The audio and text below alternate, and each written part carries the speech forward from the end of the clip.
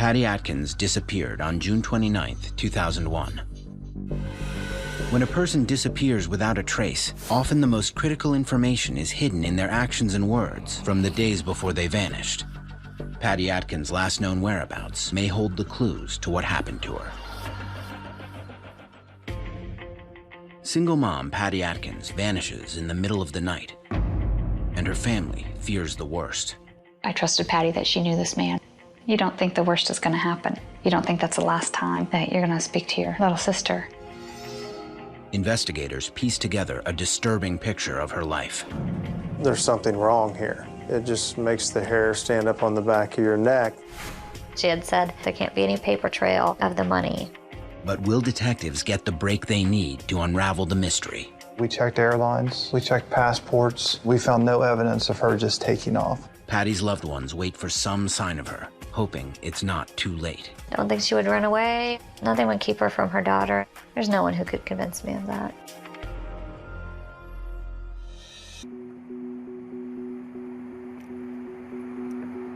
June 29, 2001. It's the Friday before July 4th in Marysville, Ohio, about 35 miles north of Columbus.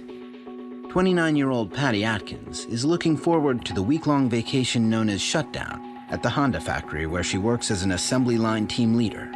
They always shut down the week of 4th of July, and she was supposed to be going away on a trip with a coworker. Her sisters remember Patty describing plans to go to Canada with an employee Patty says she has been involved with for a couple of years. She told me, he really wants to take me up there. It's really pretty, and it'll just be our chance to be away from everything. She was excited about her trip with her boyfriend. She was head over heels in love with this man. Patty has worked as a Honda associate, as employees are called, since she was 19. One of the few women on the assembly line, she's hoping to get a promotion in the next few months. Patty loved working at Honda. She had started at the bottom and worked her way up. Patty was good with people. She was excited about a test that she was taking to advance. She was ready for the next level of leadership. When Patty isn't working, she dotes on her 7-year-old daughter, McKaylee. For her birthday party, she had a slumber party, and Patty would dance with them and just have fun with her, snuggle with her. I can't think of anything she wouldn't have done for her. She adored her. She adored her, loved her so much. And McKaylee adored her mom just as much as her mom adored her. Patty loved being a mother, and I loved seeing her smile when she looked at McKaylee. Her sister Marcia recalls Patty planning the future she would build for McKaylee with the new man in her life. She had talked to me about where they would live and that they'd talked about wanting more kids. Patty, the youngest of 5 siblings, wasn't known to fall for guys easily. Patty was independent. She was not one of those people who was never okay without a boyfriend. She wasn't willing to give up time with her daughter. It was uncharacteristic of her to be that trusting of a man.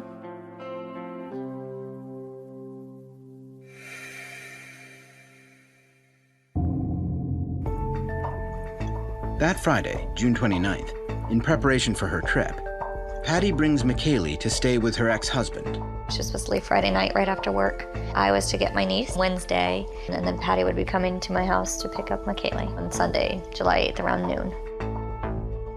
Before heading to her 3:30 to midnight shift at Honda, Patty brings her pets to the vet to be boarded for the week. Since she and Marcia usually speak every day, Patty calls her sister one last time before her trip. She was supposed to be going to a remote part of Canada, not in phone service area, so she wouldn't be able to call. She left me a message and said, I'll try to stop on the road, but if I don't talk to you, I'll just see you on Sunday. Kiss, kiss, I love my sis. That's just a thing my sister and I always said to each other. Kiss, kiss, I love my sis. That's how we said goodbye to each other. It's the last shift before the week-long vacation. Patty has told her sister that she plans to drive straight from work to a cabin in Canada with her boyfriend in his pickup truck. When the shift ends, hundreds of Honda associates dash out of work, eager to begin their vacations. At 19 seconds past midnight, Patty Atkins clocks out of her shift and disappears.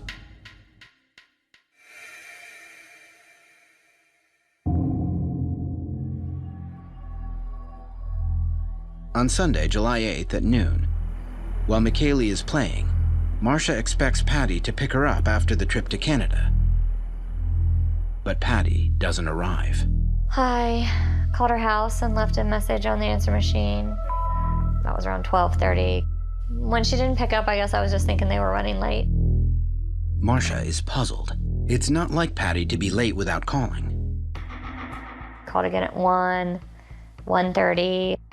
Half-hour increments that turned into 15-minute increments that turned into 5-minute increments. I was calling my sister, just repeat dialing. More time passed. I kept calling her house. She still didn't answer. Marcia begins to worry. She calls the man Patty had said she was going away with.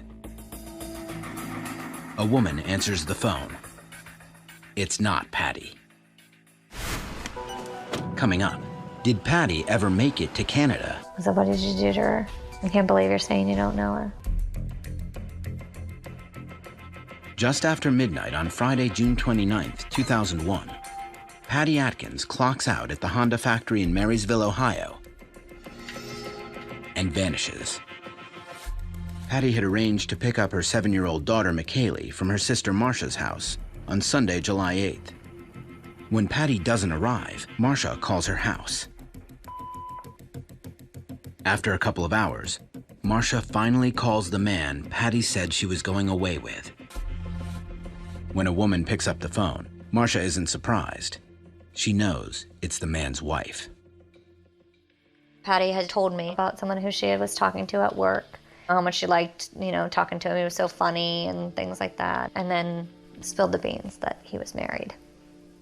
That he had a wife and kids, and I was like, oh, no, you don't want that. Marcia remembers Patty describing why she felt so strongly about continuing a relationship with this married man. Their relationship was more to her like this soulmate thing, being able to talk to him and tell him anything. All she ever talked about is they would just have these long talks, and he'd make her laugh. I think she thought that they would actually be married. To me, she had plans of a future with him. From the information that he had given her, she didn't think she was breaking up a good thing. She thinks she just happened to come in on something that was bad. It was going to break up anyways. I don't think if they had a good marriage, Patty would have pursued it. Patty's sisters made it clear they didn't approve of her seeing a married man. I told her I thought she was being naive. People get played all the time. They always say they're going to leave their wives, and they don't, and you're just the mistress. But she felt like she had this incredible connection with him. Marcia and Janine began to realize that talking their strong-willed little sister out of this romance was a losing battle. I recall myself saying, well, if he's having an affair with you, what makes you think he's not going to do the same thing to you? And, oh, he loves me and he wouldn't do that to me. She'd already made up her mind, and I just let it go, decided not to be judgmental. She just basically brushed me off as, you just don't know him. But she knew better that I should trust her judgment. Patty's vision of a future with her soulmate led her to give him more than just her heart, as her friends and family would soon learn. In July of 2000, 1 year before Patty disappears, she visited her sister Janine in Miami, Florida. Patty had just recently told Janine she was involved with this married coworker when she revealed more surprising news on their way to get him a gift at the Hard Rock Cafe. She wanted to get him a t-shirt from the Hard Rock. And then she started talking more about their future plans together, that he owned a business with his brother-in-law, and he was going to sell his share, and it wouldn't be in his name any longer. And that's when he was going to ask his wife for a divorce, and that way she would have no rights to his business. According to Janine, it was then that Patty shared how she was helping make a future with this man a reality. Patty told me that she had given him a lot of money. She had already given him maybe $20,000 so that he could pay off the business sooner, and that way they could be together sooner. Janine tried cautioning Patty, who had been building a nest egg for about 10 years. I questioned her about that, and she's like, oh yeah, but he'll give me the money back after the divorce. Patty was always pretty good with her money, and it sounded like she had a plan, so I didn't push any further. Patty's family knew well that she could be as generous as she was strong-willed.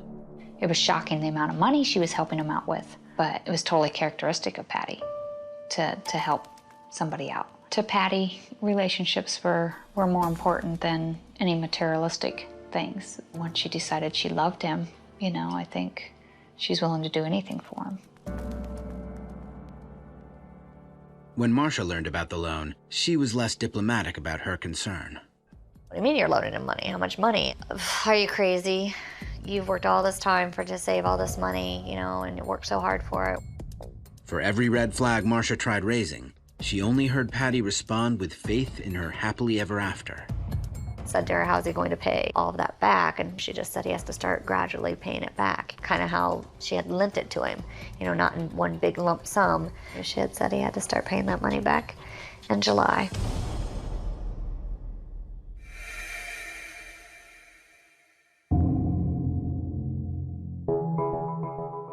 Hours after Patty is supposed to walk through Marcia's front door, and more than a week after she clocked out of her Honda shift, Marcia is asking the wife of her sister's coworker if he's home. I just said that I was inquiring about his business as something that I needed as a potential customer. She said he'd be back later in the afternoon. I thought that that was a good thing, because that just meant they weren't back yet. Marcia calls around to Patty's friends, but no one has heard from her. By 5 o'clock, Marcia is desperate to find Patty. She tries calling the man again. This time, he picks up. But Marcia is stunned by what she says she hears. I said, where's my sister? I said, what do you mean? I said, Patty, my sister, you know, you guys went away. And he got quiet and got a little bit, I don't know how to describe, just different, like, Patty, oh, you mean from Honda? And like, you know, just kind of vague. And I said, yes. And he goes, well, you know, I don't know what you're talking about. Stuttering, stammering. I said, what did you do to her? Because she left with you. I know she was leaving with you. I can't believe you're saying you don't know her. And then I panicked. After hearing the man deny any relationship with Patty, Marcia is haunted by concerns she'd had all along about the trip to Canada. I recall saying that I just really didn't like not being able to hear from her for a whole week. It just didn't sit well with me. Something didn't seem right about it. Marcia calls her sister Janine, who is visiting their mom in Indiana. She was really worried. I could hear the concern in her voice. She's like, Jeannie, Patty hasn't called. It was very unlike Patty. Patty always called to speak to McKaylee the moment she got back. Since their mother is within earshot, Janine has to break the news about Patty. I told my mom that Patty hadn't been seen, that we think she was missing. Told Mom what I knew, that she was supposed to go away with her boyfriend to Canada, and she just... she knew immediately it wasn't right. And to see your mother learn that news firsthand, the look on her face. I was bawling and I was sobbing and couldn't even talk, and my husband was trying to find out what was wrong with me because I was outside because I didn't want to upset my niece. At about 7 p.m. on the day Patty was to have picked up McKaylee, her sister Marcia calls the Marysville Police Department to report her sister missing.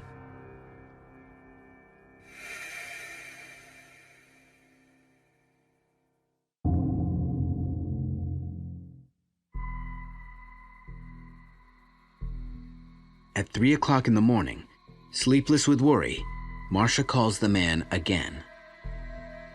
I basically said to the wife that I was Patty's sister. She was supposed to go away with your husband. She's been loaning him money over the past 2 years. She maybe spoke to me for about 15 minutes and then gave the phone to him. He was like, what makes you think that I knew your sister so well? And I just gave him details, you know, things she had said about the trip, gifts she had bought him. I knew that he had a motorcycle, you know, I knew all about his business, knew about his wife, knew about his kids, all these things. He would just ask questions, probing questions. In hindsight, I think they wanted to see how much I knew. In the moment, Marcia can't fully take in what's happening. It's 3 o'clock in the morning. I'd cried for probably 10 hours straight, so I wasn't really thinking, why is he asking me this? Later the next day, I was thinking about it. I had a conversation for 45 minutes with this guy and his wife. Why did they stay on the phone with me? Because I sure wouldn't. After hearing the man's denial of any relationship with Patty, Marcia clings to the hope that police will find some evidence linking him to her sister's disappearance. I don't think she would run away. Nothing would keep her from her daughter. There's no one who could convince me of that.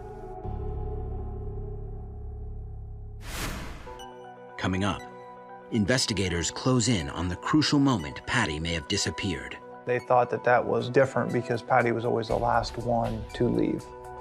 July of 2001, Patty Atkins never arrives to pick up her young daughter, McKaylee.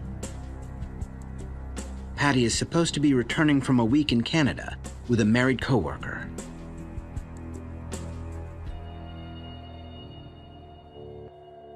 After Patty's sister Marcia files a missing persons report with the Marysville Police, Detective Jeff Stiers and Lieutenant Jamie Patton from the Union County Sheriff's Office begin working Patty's case. When searching her house for clues, investigators find nothing that indicates what may have happened to Patty. Nothing was torn up to suggest any sort of foul play. The doors were locked. Car was in the garage. It appeared that in her closets, in her drawers, all her clothes was there. It told me that whether she walked away or it was foul play, I don't think it happened here.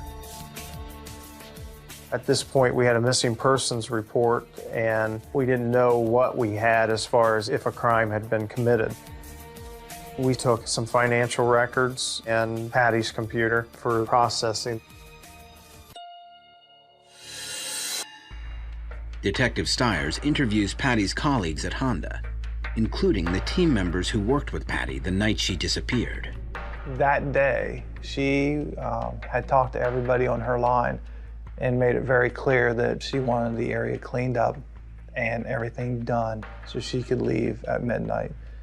In talking with the associates there, they thought that that was different because Patty was always the last one to leave. I met nobody that was able to tell me that they'd ever seen Patty leave first. So this was different. At midnight, everything was cleaned up. She left the line and was one of the first ones to punch the time clock. She went down the tunnel, she clocked out, got to the top of the stairs. That was the last time she was seen.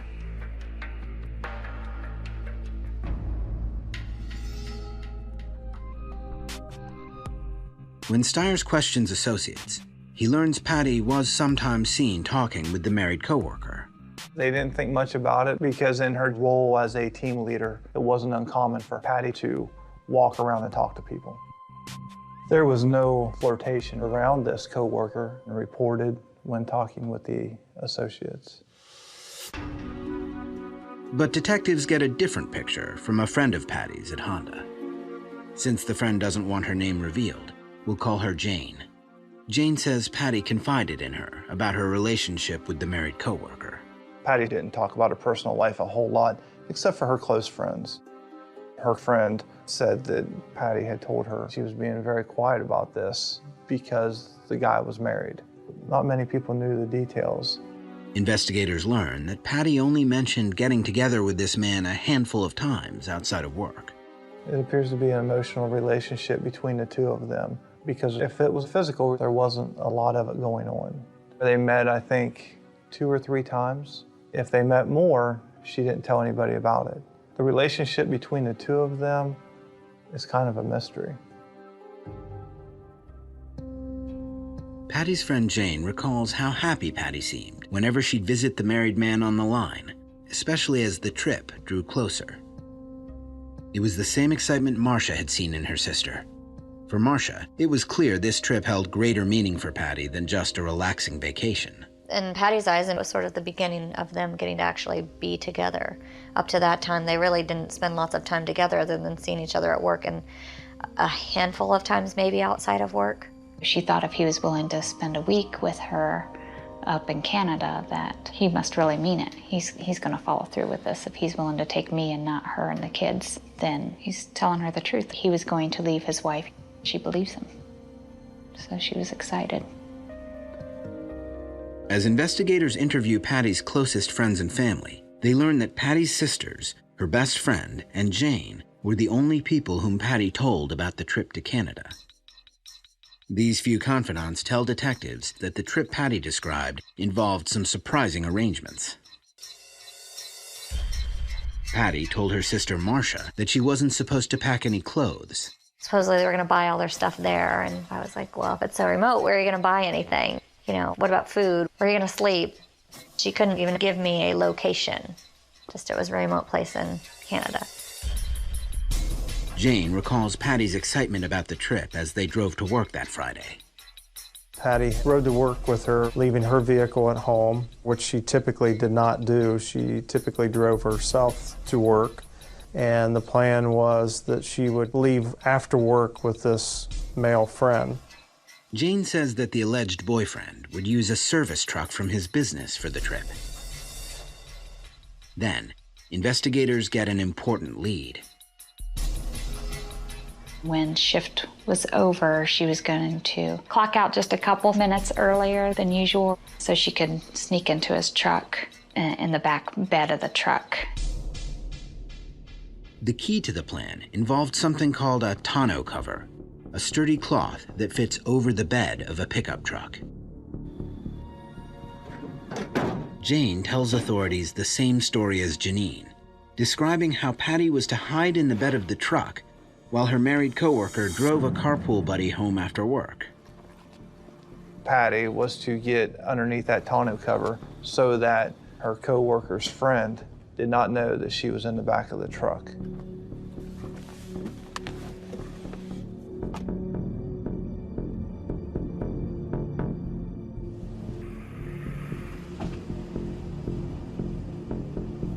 Once he dropped off his friend, she was to join him in the front end of the pickup truck, and they were going to go off to Canada.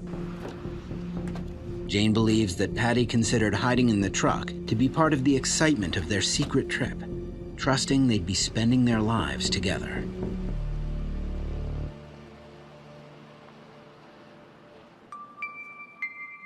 Patty's sister Janine remembers her reaction to the plan. That struck me as odd, but she seemed happy and I didn't want to squash it. I trusted Patty that she knew this man. You don't think the worst is going to happen. You don't think that's the last time that you're going to speak to your little sister. While the sheriff's team look into all possible leads, they now believe it's unlikely that Patty vanished on her own. We checked airlines, we checked passports, and we found no evidence of her just taking off. Out of all the people that we spoke to, no one mentioned her, wanting to leave.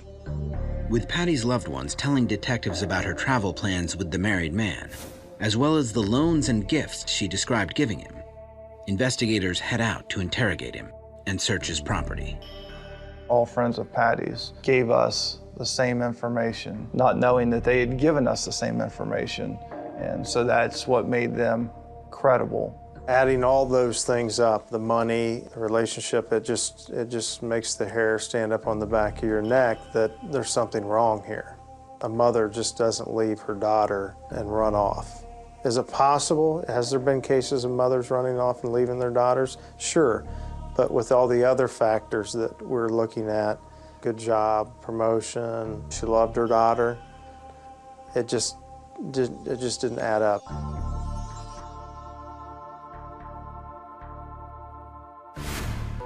Coming up, police may be closing in on finding Patty. The dogs kind of went nuts over the concrete. That made me hopeful, sick but hopeful. On July 13th, 2001, 2 weeks after Patty Atkins is last seen, investigators head out to search the property of the married man Patty said she'd been seeing. Detective Jeff Stiers knows that investigators need to verify key information and evidence identified by Patty's friends and family. We knew about the trip to Canada, all the money, the items that she had purchased for this coworker, such as a Hard Rock Cafe t-shirt. What we were looking for when we went there was anything that would link the coworker to Patty.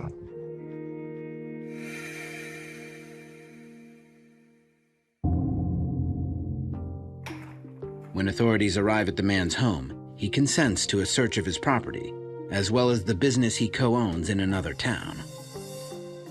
While Lieutenant Patton and other officers head to the business with the man, Detective Stiers stays at the house to search the property and interview his wife. She did not seem to have any knowledge of Patty Atkins. She denied him having an affair with Patty, said that it wasn't possible, you know. He goes to work and he comes home after work every night. The wife tells police her husband came home the night Patty disappeared at about 2:30 a.m. She says he was home that week, doing projects around their property with a friend.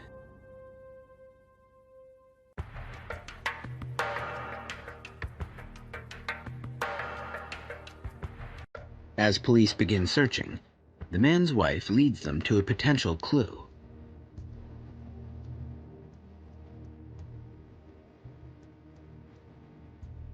It looks like the gift Patty got for the man in Miami. We found the Hard Rock Cafe t-shirt. I don't believe the wife knew where that t-shirt came from. Investigators' suspicions are heightened. They expand the search. We brought in a canine, a cadaver dog, and we used that dog to search the property for Patty's body.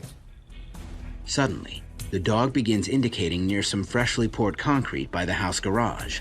Once that dog alerts, there's a possibility that a body had been laid here or is buried here. According to the man's wife, it was leftover concrete from a construction project during shutdown week. Police send for a backhoe to begin digging up the spot. That made me hopeful, sick but hopeful. As much as it sickened me to think of her under there, I wanted her to be found because then it would move the process forward a step. Because you just feel like you're in this constant standstill. Meanwhile, investigators at the man's business have been questioning him about Patty. Outside of knowing her at work, he denied any relationship whatsoever with her. He denied having any plans whatsoever to leave out of town with her. He denied accepting any money from her, and he indicated he was happily married and he had no plans of getting a divorce. According to the man, the Friday that Patty was last seen, he left Honda around midnight with his friend, picked up some fast food, dropped his friend off, and went home. The friend later corroborates his story. Just as his wife tells Detective Stiers, the man says he was nowhere near Canada during shutdown week. He worked mostly around the house all that week until that Thursday. He went fishing with a couple buddies, but he didn't go out of town any great distance. He also denies knowing any remote cabin in Canada, leaving investigators unable to pinpoint an area where they might search for Patty. Finally, detectives ask the man about receiving any gifts from Patty. He denied anything, but then later indicated he may have received a birthday card from her.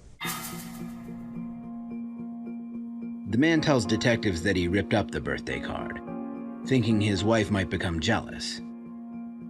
Given that the man tells police he really didn't know Patty, Lieutenant Patton is intrigued by this detail.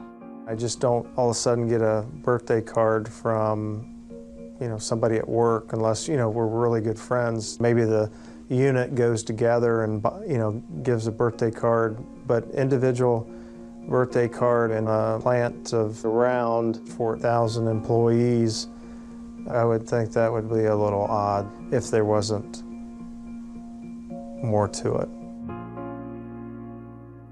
Investigators spot the business's pickup truck, which Patty had said would be used for the trip to Canada. When we went to the business and we seen the truck, it had the equipment for a tonneau cover, but it was not on the vehicle, so we knew that we had to search for it. The man directs authorities to a storage loft, where they find the rolled-up cover. When questioned about it, the man says he ordered the cover a few days before the shutdown holiday began, then picked it up June 29th, the Friday that Patty was last seen. June 29th, he picked it up early that morning and installed it on his truck. Approximately a week later, the tonneau cover was taken off and then stored and never put back on the truck after July 6th. The man tells investigators he'd ordered the tonneau cover to protect his fishing gear. But investigators are curious about the short time span of the cover's use. It didn't make sense for him to install it and not leave it on. They're not cheap, they're a couple $100. The manager at the business tells investigators he specifically noticed the arrival of the cover. It had seemed like a strange choice to him. His service manager indicated that he was surprised that he had purchased this tonneau cover because of what they use that truck for. They run parts, they run radiators, and they haul stuff on it, so it really didn't make sense putting that tonneau cover on that truck. Authorities take the cover in for forensics testing.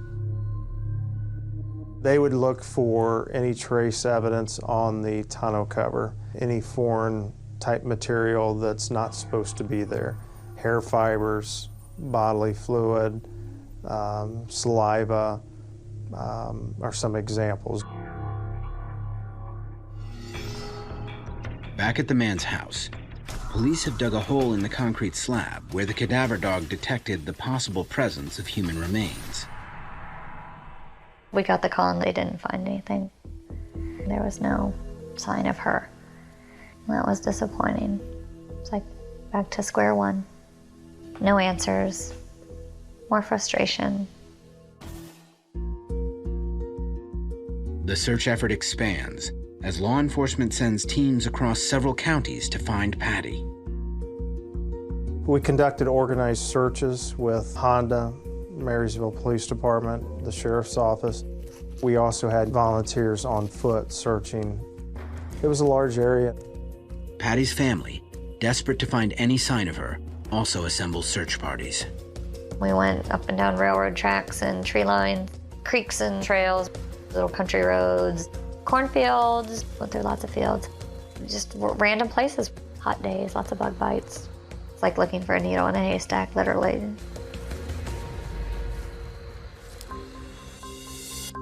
With no sign of Patty, and the man she called her soulmate denying any affair with her, forensic evidence may be the only way investigators can confirm whether Patty got into his truck that night. Coming up, investigators find evidence that might finally connect Patty with her married coworker. It puts, in our mind, Patty in that truck, under that tonneau cover.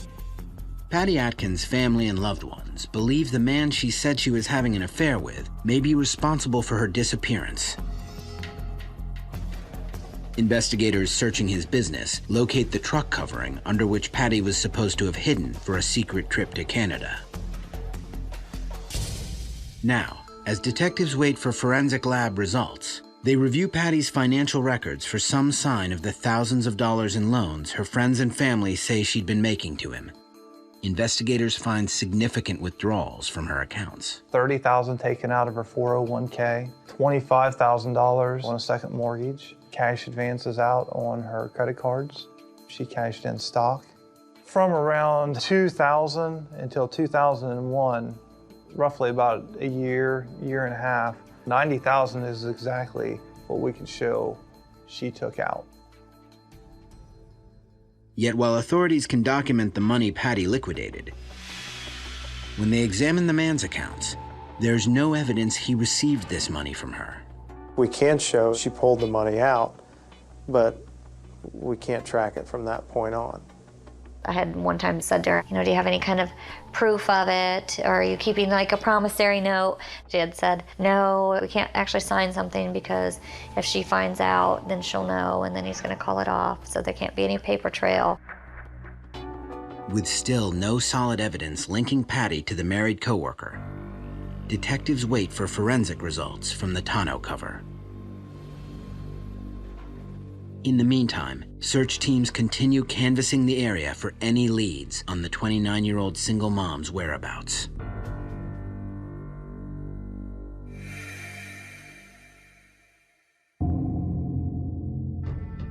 Patty Atkins has been missing for 5 weeks when the crime lab contacts investigators with a key lead. Blood was found to be on the underneath side of the tonneau cover, along with cat hairs. Now, detectives need DNA analysis of the blood and cat hair to see if this trace evidence could have come from Patty and her pets. Investigators speculate the cat hair could have rubbed off of Patty's clothing. They send the hair sample to a lab in Texas, one of the few that tests animal DNA. While scientists evaluate the evidence, Patty's family wrestles with questions about what may have happened to her. Nighttime comes and you try to go to sleep and thoughts start racing in. It's just a crushing pain. Like somebody's squeezing your heart and they won't let go. You know, just thinking, oh, if you could just get so lucky and actually find something.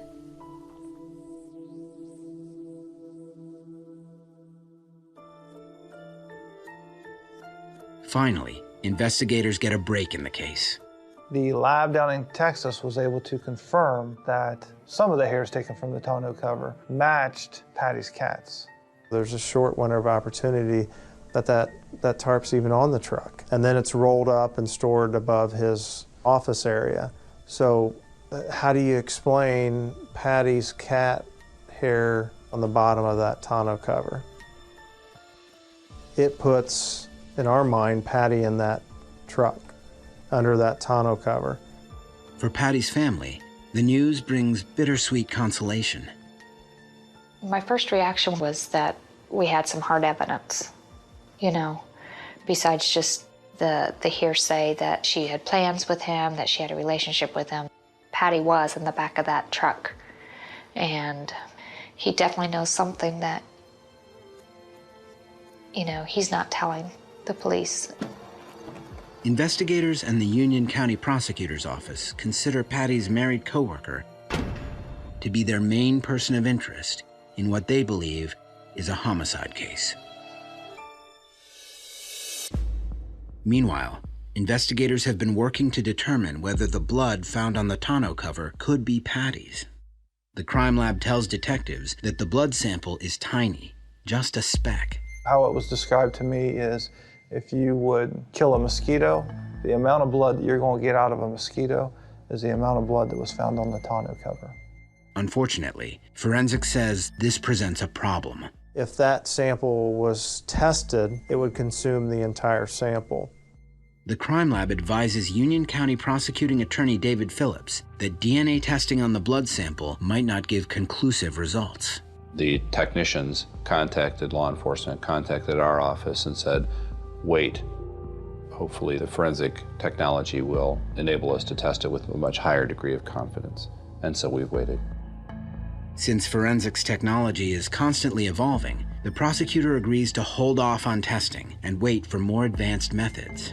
We could present the case to grand jury, ask them to consider is there sufficient evidence, but you can only try someone once. And so if we found the evidence at a later date, if the evidence showed, yes, that was her blood, we'd never get another opportunity. Several months after Patty goes missing, Marcia has a candid conversation with Patty's daughter, McKaylee. She asked me, do you think Mommy died? I said, you know, I think Mommy's in heaven. I think that's the only thing that would keep your Mommy from you.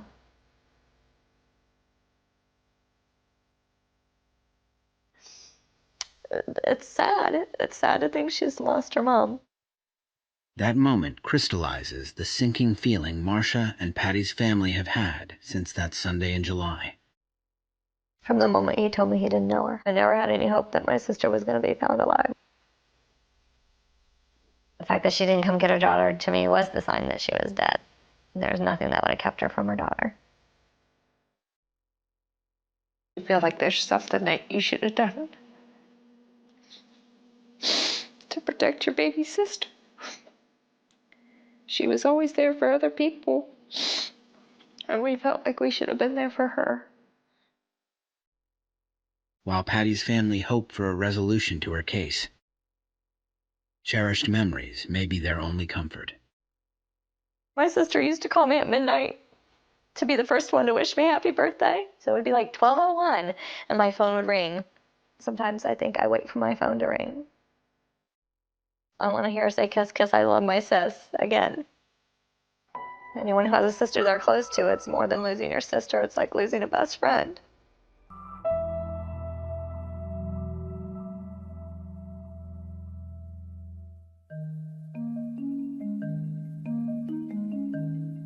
Now, years after the speck of blood is found on the tonneau cover, the wait may finally have paid off. Every so often we call the lab, and recently we have learned that technology is just around the corner. It's going to be very soon that that test can be done without consuming that entire sample. Forensics might soon confirm whether the blood is Patty's, possibly linking the married coworker to her disappearance. Meanwhile, the sheriff's office still pursues every lead that comes in, hoping to bring some peace to Patty's family. Patty's daughter is now 16 years old. No doubt has many questions and wonders what happened to Mom. As an investigator, as a father, I would love to give those answers to her. Watching McKaylee grow up over the years has been a joy. She's a really good heart, just like her mom, very loving. I know my sister would be so proud of her, and I tell her that all the time, how proud her mommy would be of her. Ultimately, her loved ones know that Patty will live on by inspiring those she left behind. She had the biggest heart of anyone I knew. I just try to have a heart like Patty did for my friends and my family. That was the best thing about Patty, was her heart.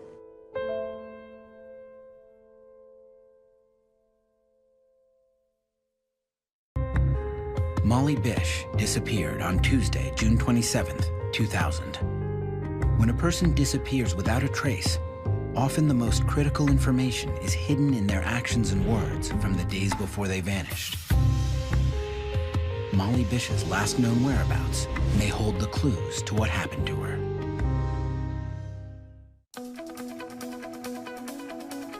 One summer morning, a 16-year-old girl reports for her lifeguard job. Molly had studied to be a lifeguard all winter. She had big dreams and she was delighted. It was just a good job that she could do. But minutes later, she vanishes. We would have never sent Molly there if we thought she would be in any kind of danger. Was Molly abducted? And was it the same predator responsible for another young girl's disappearance? She was blonde-haired and blue-eyed, and she was visiting her grandmother when she was taken. Will Molly's loved ones ever get answers? A family's torment. We're like trapped in this perpetual nightmare. I call it between Helen and hope.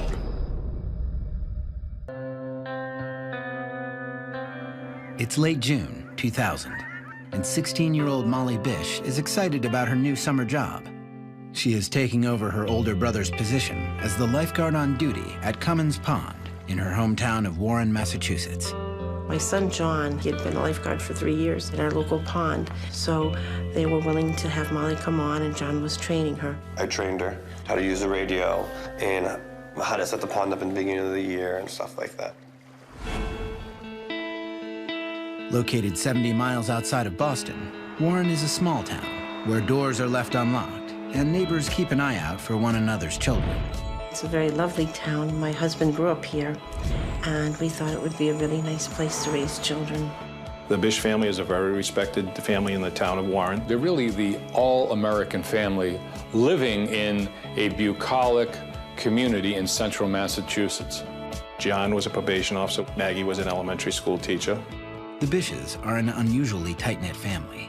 I think we're very fortunate just that my parents are still together and we have a close bond with my sisters. We were just very close. We only had each other growing up, so we just played together. We made forts together. I go to Molly's soccer games. She would come to mine. It's just, we always were together. Molly is the youngest child and an accomplished athlete. She plays soccer, basketball, and softball at the local high school, where she is also an honor roll student. She's already talking about going to college, and wanted to work with children. Molly is outgoing and a popular kid. Recently, she'd started dating a boy named Steve Lucas, and at the end of the school year, they attended the prom together. School has been out for a couple of weeks, and what is supposed to be a carefree season for Molly and her friends begins with a troubling event. One of Molly's soccer teammates is hit by a car while riding her bike to work and is in critical condition. Word of the accident spreads throughout the town.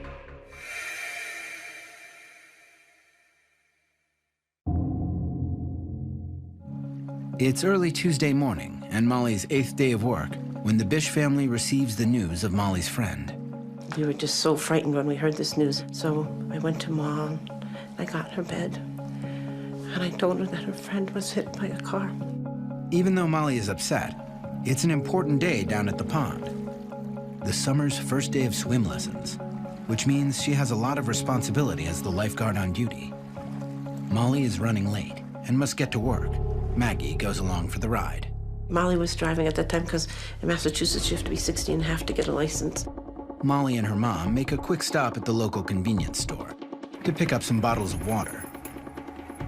The store's video surveillance system captures the two women making their purchases and shows them leaving at 9:50 a.m. Next, they drive over to the police station, where Molly picks up her required two-way radio before heading to Cummins Pond. Cummins Pond is a small man-made pond surrounded by woods, is an isolated swimming area. If you didn't know where it is, you wouldn't get there.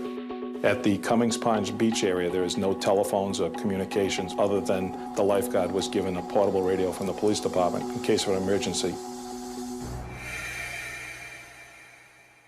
Molly and Maggie pull up to the pond, just in time for Molly's shift to begin. So she just turned to me and said, "I gotta go, Mom, I love you." Minutes after Maggie leaves her daughter at the pond, the first swimmers start to arrive for their lessons.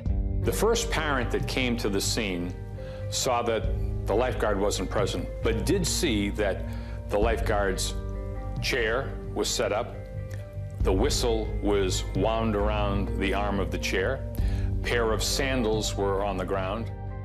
All of Molly's belongings are exactly where they are supposed to be, but mysteriously, her first aid kit is left open, and Molly is nowhere to be found. There was no speculation about why she was not at her post early on. Swimming lessons begin, and a local mother takes Molly's whistle and assumes her post. The original thought was that a 16-year-old girl might have just walked off with her friends. The mother decides to inform the head of the Parks Commission, Ed Fett, who is Molly's boss, that the teenager is not in the area and is neglecting her job as the lifeguard on duty. Fett reports this behavior to the Warren local police. Molly's boss, Ed Fett, uses the two-way radio and tells them that she's nowhere to be found. He made a call to the police department at 11:44 a.m. stating that the lifeguard was missing from Cummings Pond. The police assume that Molly is ditching work to hang out with friends, or perhaps her boyfriend. There was some speculation early on that Molly had gone off with somebody and was someplace around the pond and being inattentive to her duties. 3 hours pass, and Molly does not return to the pond. The police decide to notify Molly's parents of their daughter's absence from work. We got a call at 1 o'clock in the afternoon, and it was our police chief. And he had said to me, "Where's Molly?" And I said, "What do you mean, where's Molly?" I dropped her off at work. He says, "She's not here." Coming up, the search for Molly Bish gets underway, and her family begins to panic. We sat in terror, and your whole world has fallen apart. 16-year-old Molly Bish reports for her summer job as a lifeguard at the town pond. But in an instant, she is nowhere to be found. After 2 hours with no lifeguard on duty, Molly's boss contacts the local police. When they check with Maggie Bish on the whereabouts of her daughter, She is shocked to hear Molly is not at work. I just knew it in my heart. I had this horrendous fear right from the moment I got that call. Maggie hangs up and immediately calls her older daughter, Heather, to explain the situation. I received a phone call from my mother saying that Molly wasn't at the pond, and it just seemed kind of funny, and we were saying, well, where could she possibly be? It just seemed strange that she wouldn't be there. Alarms went off. My children have always been responsible. We just knew something wasn't right. Molly's mother and sister agree to meet at the police station and try to make sense of her bizarre disappearance. But at the station, police still believe there is nothing to be concerned about. In the early portions of this investigation, there was a lot of different theories. One being that Molly was upset about her friend being in critical condition at the hospital. She might have hooked up with some other friends and went down to visit her. Molly's family checks to see if anyone visited the hospital. So I went to Molly's friends' houses. Nobody had heard from her, so I went to her new boyfriend's house. When Heather arrives at Steve Lucas's house, he is just waking up for the day. He tells Heather that he hasn't heard from Molly either, but he's not too concerned. The two drive to the pond to meet Molly's mom and the police. The eerie sight of Molly's things neatly arranged by the side of the pond makes Maggie hysterical. I see her shoes. Why would she leave and go with anybody if her shoes are here and if her friends are here? Where's Mom? We were very confused. She definitely wouldn't have gone anywhere without her shoes on. Maggie argues with the local police that leaving work without notifying anyone is completely out of character for Molly. Molly was very conscientious. She would have never left her job. She was very worried about the kids starting swimming lessons. They sort of were under this concept that she had taken off with her friends, but really had no indication of that. I would never think that. She doesn't have a car, and she's in her bathing suit. None of it made sense to us. The local police begin to think that the Bishes may be right, and they call in the state police to assist in the matter. The Warren Police Department didn't really have a lot of experience dealing with missing persons cases. That's why the Massachusetts State Police came into the case. By this time, things are getting into overdrive now. The whole scene area was pretty dramatic. There was a lot of the local police that arrived on scene. The local fire department had arrived. State police from the local barracks out of Brookfield responded. State police detectives were responding. The police were all there. No one knows where she is. State officials start to consider a troubling but logical explanation for Molly's disappearance, that Molly may have drowned. This would explain why her shoes were still on the beach. But no one in the family thinks it's very likely that Molly, a lifeguard and an athlete, has drowned. I knew right then and there that this is not what had happened. Molly was the best swimmer in her class. I knew that she wasn't in that water. I just knew it. And my brother was just so devastated. He came running. We were just all so confused with what was happening. Even though John also knows his sister is a strong swimmer, he runs directly into the water. So I continue to beeline to the pond to search. And I went in swimming and searching for her. But I knew she wasn't there.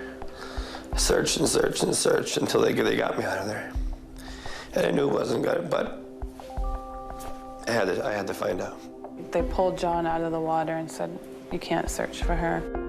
A dive team assembles to thoroughly search the murky waters of Cummins Pond. At this point, it was more of a recovery effort to see that if she was in the bottom of the pond, no one thinking that she wouldn't be found in that area. Boats are launched. Police and firemen are in the boats. Divers are also deployed. They were at the pond in the water for several hours. As it started to get dark, you're just sort of taken out of that place, and you're in this disbelief that this is actually happening. As night falls over the town of Warren, officials bring in lights to continue searching the area.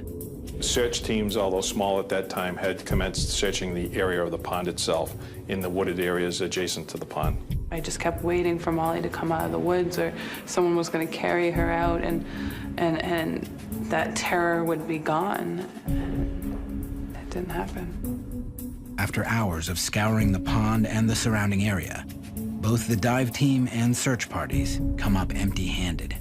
And they decided that it was time to leave the pond. Police organize a larger search party for first thing in the morning, and the Bishes, bereft and exhausted, must return home without Molly. The horrific reality that Molly has truly disappeared starts to set in. Going home that first night was just a nightmare.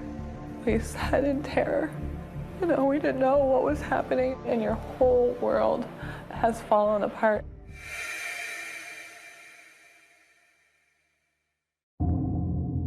Early the next morning, the search for Molly continues throughout the area. The search began to grow almost immediately. Law enforcement deployed a lot of resources. And we're talking about the daughter of a probation officer. We deployed all resources, including our mounted units came to the area. We had our State Police Air Wing, which is our helicopters, brought into the area, using both infrared and camera imaging to look at in the forested areas off the center of town. The close community of Warren pitches in as well. Local proprietors quickly print and display missing person posters in their storefronts, and townspeople initiate their own search parties. We grew up in that concept that it takes a village to raise a child, and we were trying to find this child. And so everybody kind of went out and started looking in places that they thought might be remote areas or dangerous areas. You can't just sit around.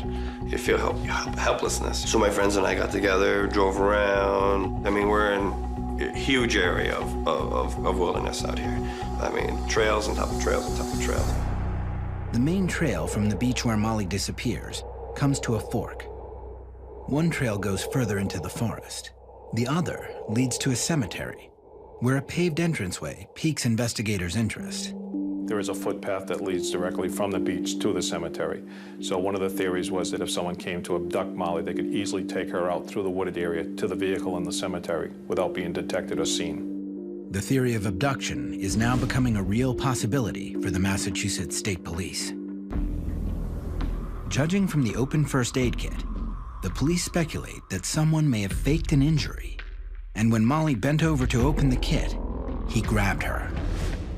They share this possibility with the Bish family. From that moment on, it just kind of seemed like you were in a bad movie and you couldn't get out. Upon hearing the possibility that her worst fear may be true, Maggie comes to a chilling revelation. She thinks she knows who could have done this. Coming up, the search for a suspicious mystery man. And I'm thinking, what is this man doing here? Why isn't he working? Why isn't he at a job? You know, it's 10 o'clock in the morning. 16-year-old Molly Bish is missing from her lifeguard job in Warren, Massachusetts. The authorities now believe Molly could have been abducted by a predator. Molly's mom, Maggie Bish, remembers seeing a suspicious man at the pond the day before Molly disappeared.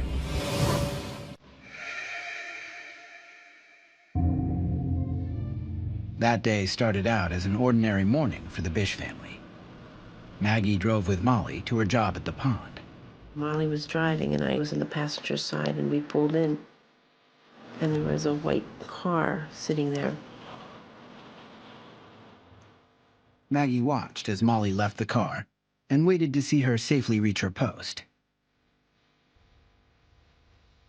But she noticed there was someone else watching Molly as well. A suspicious man parked in the white vehicle next to her. I looked at the gentleman in the car, and just one of those feelings you get sometimes.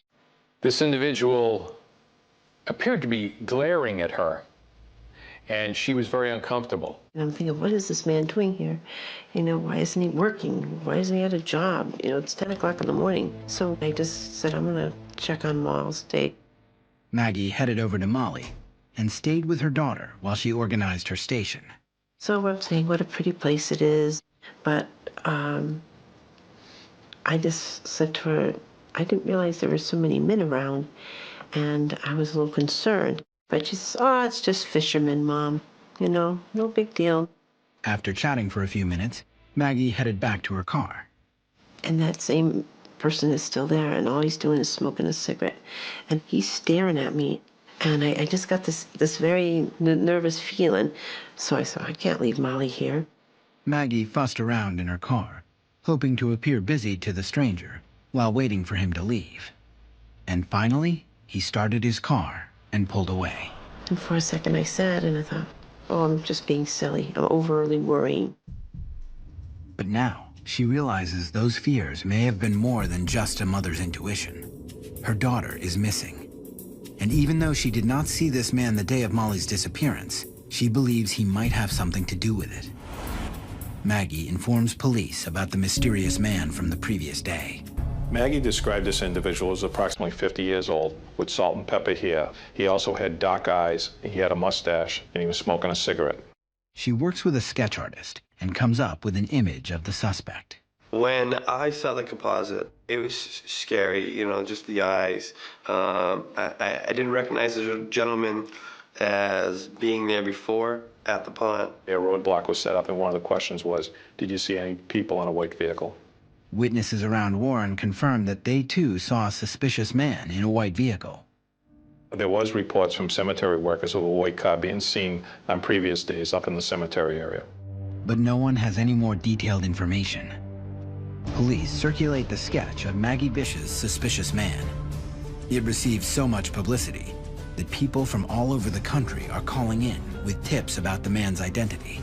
It was a lead that the police began following aggressively.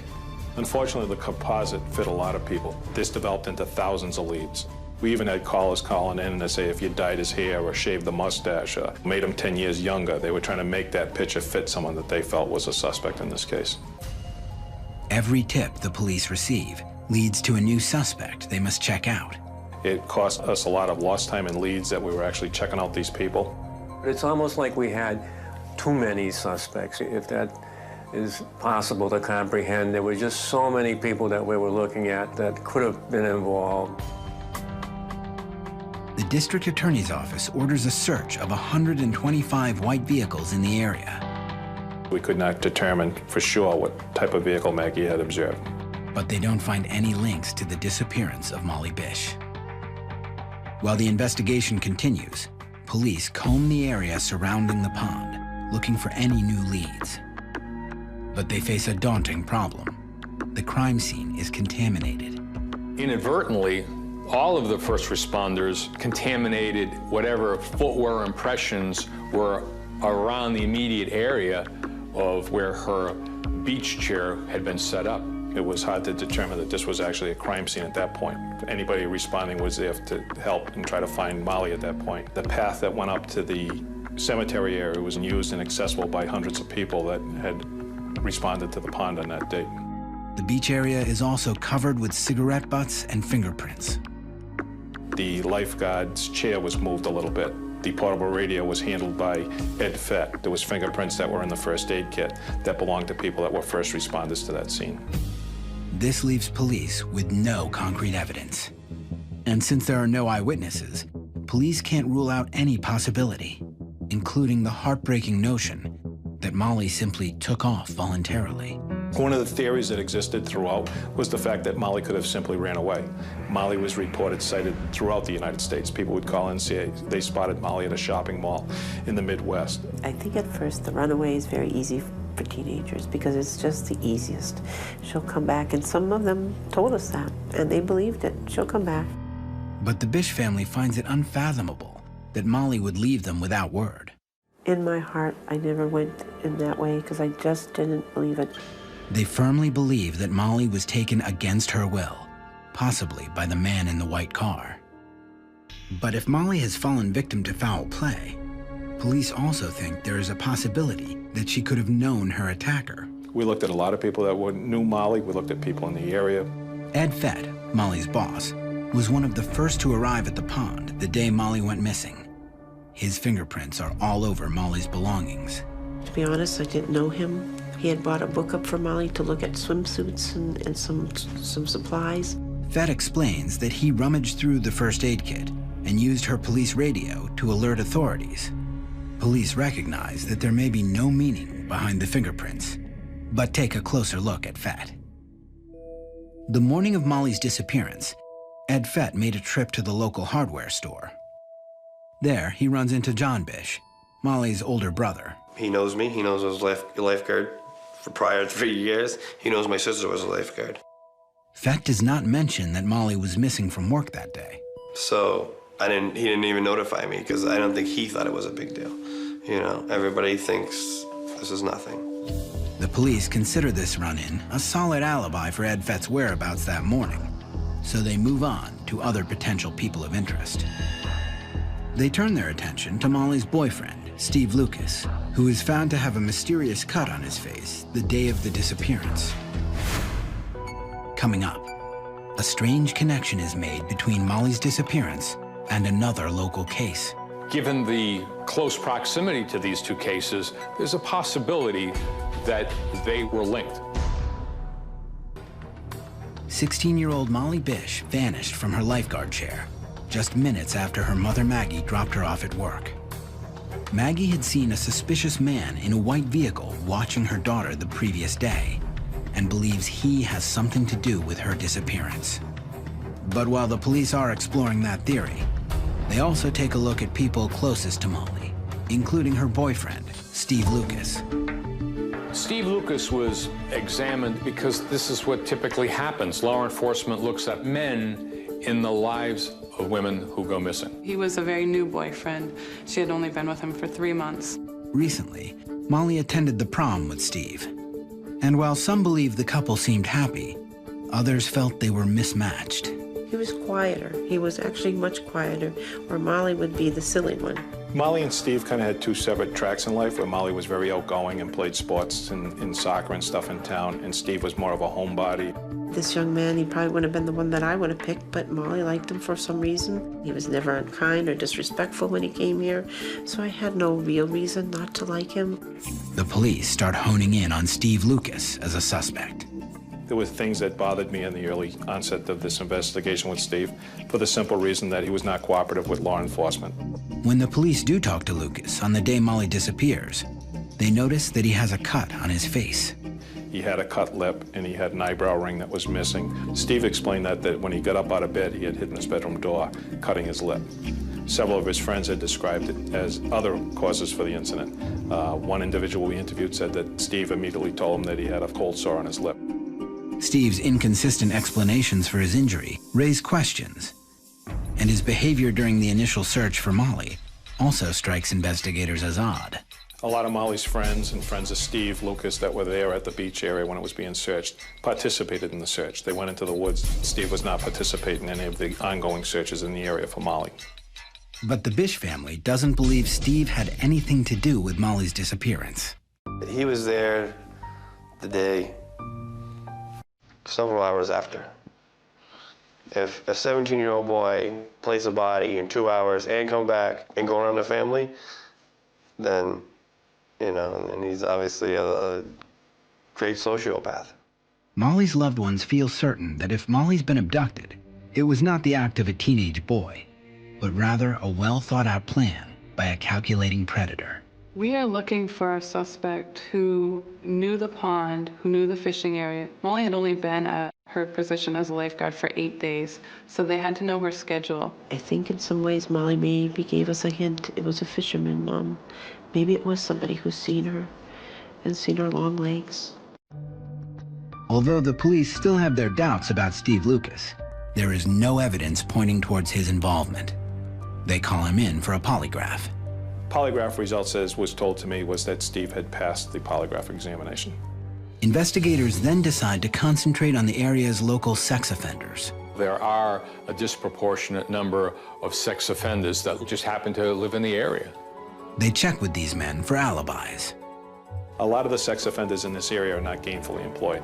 It was hard for us to determine their whereabouts on June 27th because we didn't have like payroll records to look at, telephone records that could actually vouch for these individuals. It has to basically go on their word. So the state police call several of them into the station to take polygraphs. Some of them show signs of deception. Signs of deception do not show that that person was responsible for the disappearance of Molly Bish. It would just cause for more examination into that individual's history, background, and whereabouts. All it did was add to our list of people in the database. With each passing day, the police database of suspicious characters is growing, but all to no avail. The Bishes are fighting to stay hopeful. Despite so many potential leads, The Molly Bish case becomes one of the most challenging missing person cases the local and state police have faced. It seems that 16-year-old Molly has vanished without a trace or become the victim of the perfect crime. The state police basically spent 24/7 on site. We would go home, we would change, we would refresh, we'd put a fresh set of clothes on, shower and shave, and go right back to the town of Warren to continue the investigation. The Warren Police Station becomes headquarters for the investigation. State police officers are practically living there. And as the months pass, the Bish family tries to go back to some semblance of a normal life. To start your normal life again, which will never be normal again, it was hard. We're like trapped in this perpetual nightmare, and it's almost unreal. It's like your brain takes you to a different place so you can just survive. We just kept trying to live through all those simple things. The first Christmas, her birthday came. How do you have a birthday when she's not there? And I mean, there were days I had to just pray and try to keep the demons out of my head because they would try to haunt me. I call it between hell and hope. Eventually, the state police must leave the headquarters at Warren and return home to continue the investigation. So they moved back to Worcester, and then we said, now what do we do? I mean, the calls got a little bit less. Although the investigation continues, the Bish family must live without any answers for years. Over the course of years, there was many different things that we looked at as being investigators, one of which was John Bish being a probation officer. We looked at some of the people that he came in contact with. Detectives run through Molly's father's old cases to see if there's anyone who might be seeking revenge. Most of the people that we spoke to that he did have on probation or had on probation had only the best words to say about John. He's very caring, very generous, and very mild-mannered in his approach to individuals.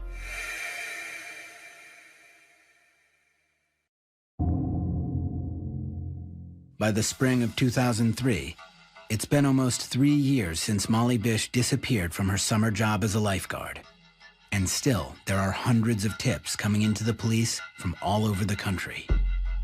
Finally, one of them seems promising. 2 separate hits on Molly being spotted in Miami, Florida. 2 unrelated eyewitnesses call in tips to the Massachusetts State Police. Both put Molly Bish in Miami. We actually located them to be about 1.5 blocks away. It was a very significant lead for us. We were getting ready to deploy 2 troopers to fly down to Miami to follow up on this lead. Meanwhile, one man's obsession with a similar case leads to an even bigger break in the Molly Bish investigation. 7 years before Molly vanished, another young blonde girl in a nearby town went missing. Holly Peranian was a little girl who disappeared in 1993 in Sturbridge, which is a few towns away from Warren. She was blonde-haired and blue-eyed, and she was visiting her grandmother when she was taken. What had happened is Holly went with her little brother to go down the road to see some new puppies. But only Holly's brother returned home that day. The only clue that led police to believe Holly had been abducted was her shoe, found by the side of the road. What do you do? How could that happen? Everybody was so frightened. Nobody knew what had happened. At the time, Molly Bish was 10 years old, the same age as Holly Peranian. She heard the story of Holly's abduction while attending church one Sunday. And the priest had suggested writing to the family and sending you prayers. And so Molly wrote this beautiful letter about how she hoped Holly would come home and how much she cared about her, and she was a beautiful child. Eventually, local hunters found Holly's remains in the woods near where she was abducted. But her killer was never found.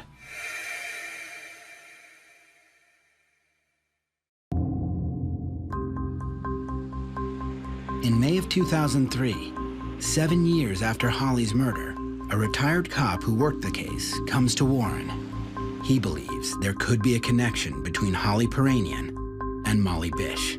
We have thought that Holly Peranian and Molly's case were connected because of being blonde and blue-eyed, because of the remoteness of where they were taken. Given the close proximity to these 2 cases, there's a possibility that they were linked. It just seems kind of weird these, abductions would happen so close. Because Holly's remains were located by hunters, the ex-cop also questions them. He said that he was interviewing individuals that frequented the woods in that area. One local hunter tells him he does remember seeing something suspicious months earlier, but at the time, he thought nothing of it. And he said, you have to bring me there, I have to see this. This could be, this could be Molly. They go up to look and discover that this is for real. What they find is a piece of cloth, which appears to be part of a blue bathing suit. It's the same color suit Molly Bish was wearing 3 years ago on the day she disappeared. Coming up, while the Bish family waits anxiously for answers, We just need that one break, that one tip. the investigation moves forward with a new suspect. His family had a white car when Molly disappeared. He lived down the road from Holly Peranian. He fished at Cummins Pond. 3 years after Molly Bish disappears in Massachusetts, state police are about to deploy detectives to Miami, Florida. They have 2 eyewitnesses claiming to have seen Molly Bish, but they abruptly cancel the trip when a piece of blue bathing suit is discovered in the woods no more than 5 miles from where Molly went missing. It's the same color bathing suit Molly was wearing on that day. Police inform the Bish family of the disturbing discovery. When they found the bathing suit, you're hoping it wasn't, but you're hoping it was at the same time. Because you want her to be found, and you want her to just get some closure. On the other aspect, you don't want it to, because you want that hope to be alive that maybe she is in Florida or California or wherever, Thailand, Police uncover the bathing suit in the town of Palmer, just outside of Warren. It's found in a heavily wooded area, known only to local hunters, possibly why the evidence has been missed all these years. The only way to determine if the bathing suit actually belongs to Molly is to run DNA tests. The bathing suit was sent to the state police lab in Massachusetts for testing, both with DNA and physical examination of it. It was also sent to the FBI laboratory in Quantico, Virginia. And while they wait for the results, the Massachusetts State Police launch a major search of the area where the bathing suit was found, hoping to find more evidence. And that's when the chaos starts again with the searches, and just the manpower that came out was ridiculous. I mean, they pulled recruiters out of the state police, which is 180 men and women, to come search. They used an anthropological grid, and they broke it down over 500 acres, and they searched shoulder to shoulder, digging through thick underbrush, up steep hills, through bushes and rocks. This was the largest search in Massachusetts history. 6 days into the search, the DNA results from the suit come back, and they confirm that it belonged to Molly Bish. And I fell to my knees and I cried.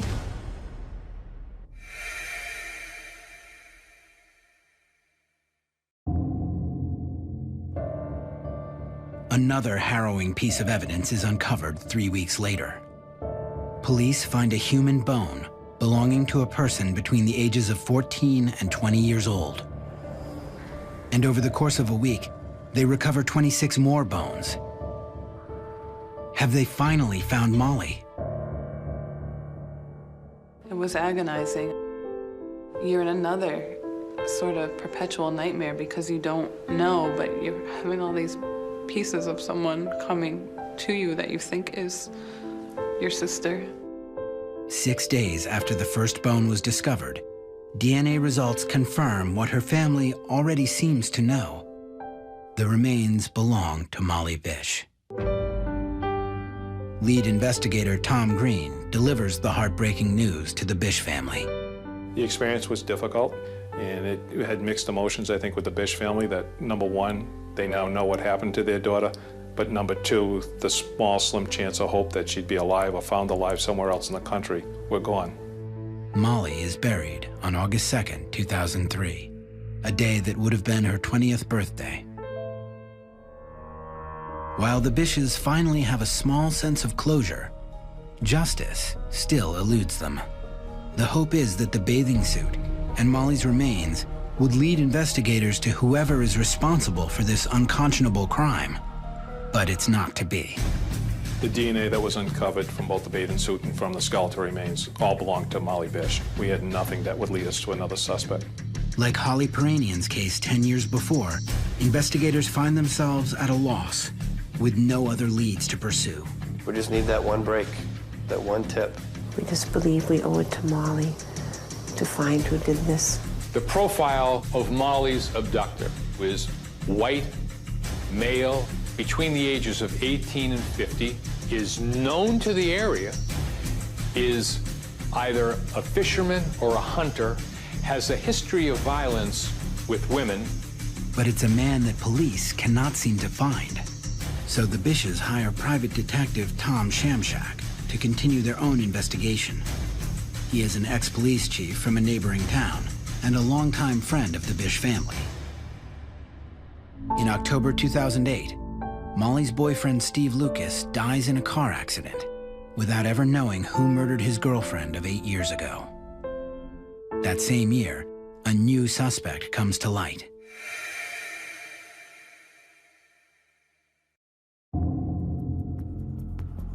A man in Florida named Rodney Stanger is arrested for the vicious murder of his girlfriend. I was immediately struck with the remarkable resemblance between Rodney Stanger's photograph and the composite that had been generated from Maggie Bish. And a person calls into the Massachusetts District Attorney's Office with information that this Florida man is connected to the disappearance of Molly Bish. The tip refers to a conversation with Rodney's girlfriend before she was murdered. This individual told me that a person had conversation with the victim prior to her death and had made some incriminating statements about Rodney Stanger involving the Molly Bish case. His girlfriend talked about Molly before she was murdered. Stanger lived in the area near Warren for 20 years and was a local hunter and a fisherman. Rodney, a year after Molly disappeared, moved to Florida.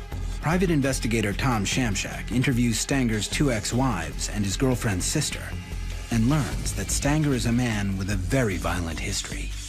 He also interviews Stanger's brother Randy. He too left the Massachusetts area around the same time as his brother. Randy used to drive a white car. His family had a white car when Molly disappeared. He lived down the road from Holly Peranian. He hunted where Molly was found. He fished at Cummins Pond. Meanwhile, the Massachusetts District Attorney's Office questions Rodney Stanger in a Florida prison. So does private investigator Tom Shamshak. Stanger denies having anything to do with the Molly Bish case to both of them, but pleads guilty to his girlfriend's murder in Florida. Stanger is currently serving a 25-year sentence. He is not currently being charged in the case of Molly Bish or Holly Peranian, but police say the Bish investigation is still open.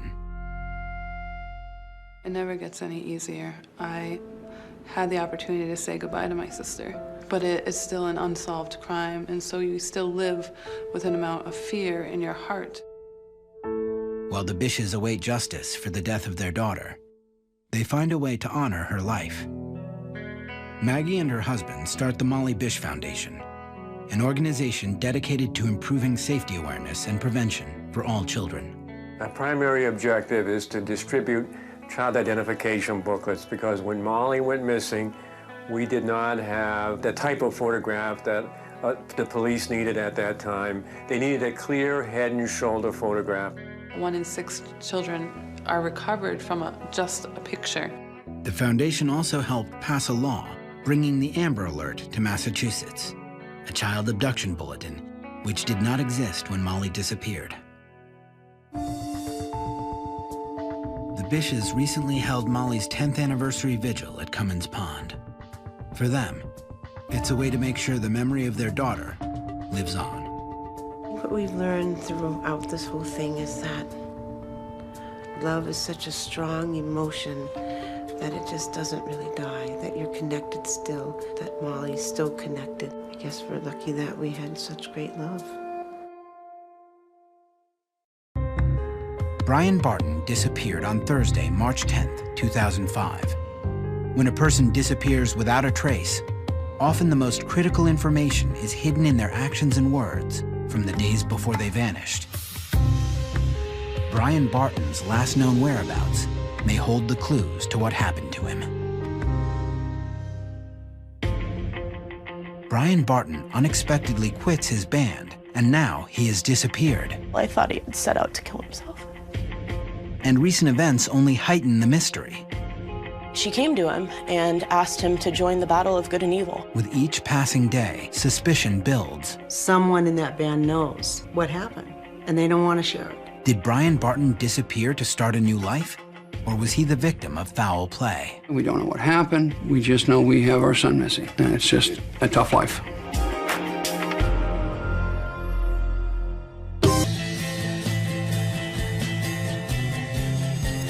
"25-year-old Brian Barton has been playing guitar with his band called As Fate Would Have It for almost a year. Recently, things have started to take off. I started to turn more into like a legit band, you know, and we started playing good shows. In fact, the band has just won a local contest to perform at their biggest show ever, the Taste of Chaos Festival in Seattle.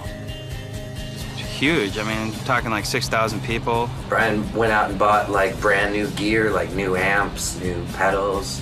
He was totally stoked on it. He probably blew about, $2 or $3 grand on just pumping up his gear for the specific show. Brian was very excited. You know, he almost didn't believe it.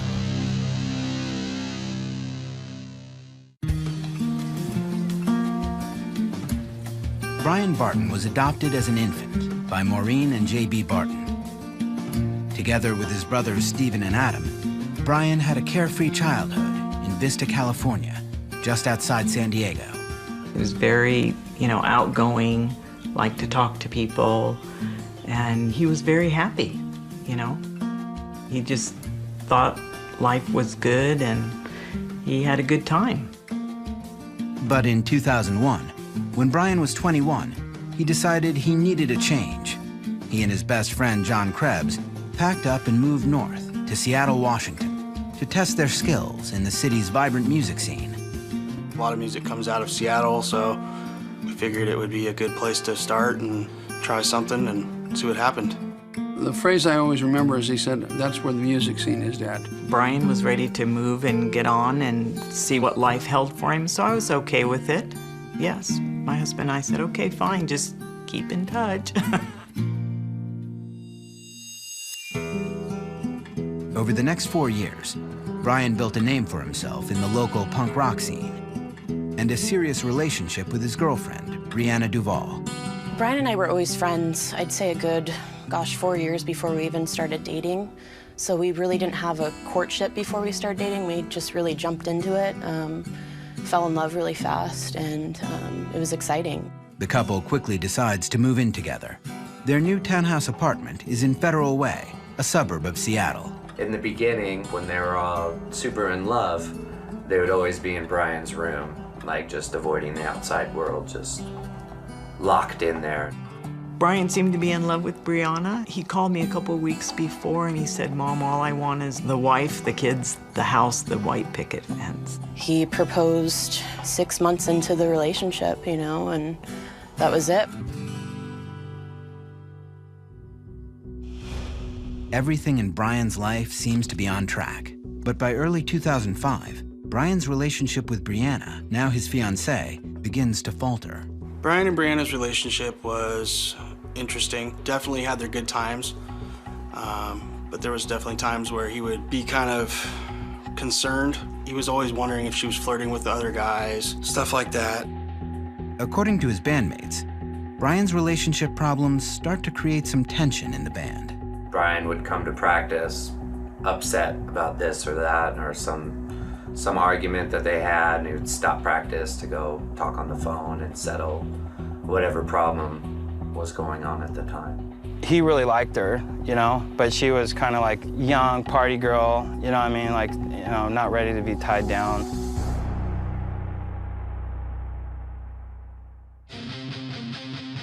In early March, just 1 week before Brian goes missing, his relationship with Brianna seems to reach its tipping point.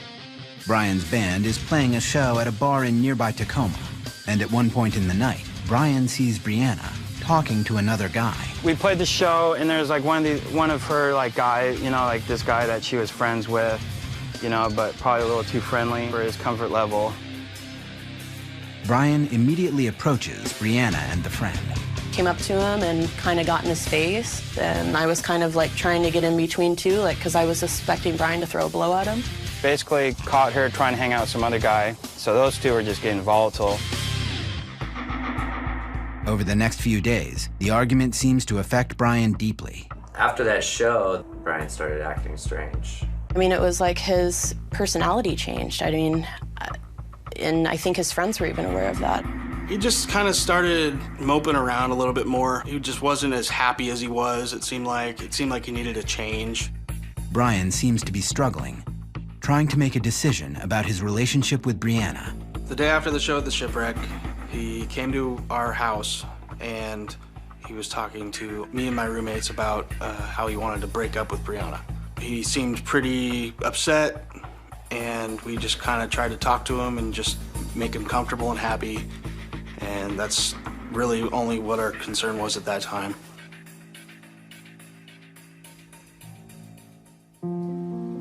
On Tuesday, March 8th, the conflict with Brianna comes to a head.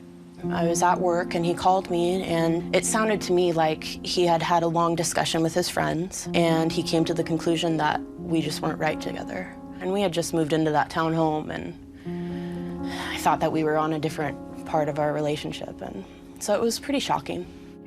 To Brian's bandmates, however, the decision seems like a wise one. I was relieved because Brian was relieved. That stress, that burden was off his shoulders, and you could tell that he was lighter because of it. And so I thought it was all said and done. But in reality, Brian is already questioning his decision about Brianna. He's like, yeah, I got rid of this girl, but like, ugh, I miss her, you know what I mean? The next evening, on March 9th, Brianna stays home, hoping to patch things up with Brian. I was beside myself. I was sitting drinking alone, hoping that he would show up and we can discuss it. When Brian gets home, he and Brianna have a long talk, and they decide to give it another try. A few hours later, Brian calls Dylan, the bass player of his band, and makes a shocking announcement. He called me and talked to me, he said he wanted to quit the band, and I was like, why? He's trying to say, well, I just don't like the music, but then like the day before, he was just saying it was the best band he was ever in. Dylan is angry that Brian quit the band, but Brianna is simply confused. According to her, the band was a positive part of Brian's life. It was bizarre to me because he had just bought all this equipment, and they were talking about going to California and going on some tour, and it was a really cool opportunity, so it was confusing. To the band, however, it seems clear what has happened. He chose her over the band. It was totally over, and then all of a sudden they were back, totally teamed up and against the world. Later that night, Brian still appears agitated. And then, with Brianna next to him, he makes a strange phone call to his best friend, John Krebs. Brian puts the call on speakerphone so Brianna can hear. When Brian called us that day, he sounded very neurotic. He was not himself. It sounded like he was trying to get us to say something bad about her so she could hear it come out of our mouths, and he would have a reason not to be friends with us. Brianna is further confused by Brian's strange and erratic behavior. I mean, it was almost like a setup. It was really bizarre because he's loyal to his friends. He almost wanted me to hear that it's because of them that we broke up, or I don't know. It was bizarre. Just hours after quitting his band, Brian now tells his friends that he has come to another decision, that he essentially wants to break all ties with them. He didn't want to hang out with us or see us or, have anything to do with us anymore. And the phone got passed around the room for a couple hours with everyone just trying to calm him down. His friends think that between the pressures of his band and his relationship, he might be on the verge of a breakdown. Like, everything is just adding up, and it's just like Brian holding the world, it's just getting too heavy for him. By the end of the night, Brian seems emotionally drained. I think he felt alone. He was quiet. He stayed to himself. He slept on the couch and I slept upstairs. But Brian and Brianna have one last conversation before they go to sleep. I mean, he was crying and just beside himself, but it was something about, I don't think the world understands how much evil is out there, but how many good people still exist.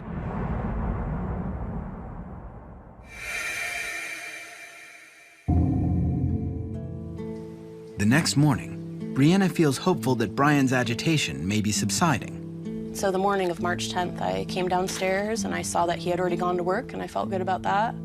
And I was off to work myself. At Brianna's suggestion, Brian makes an appointment to see a counselor at 4 p.m. that day to talk about his anxieties.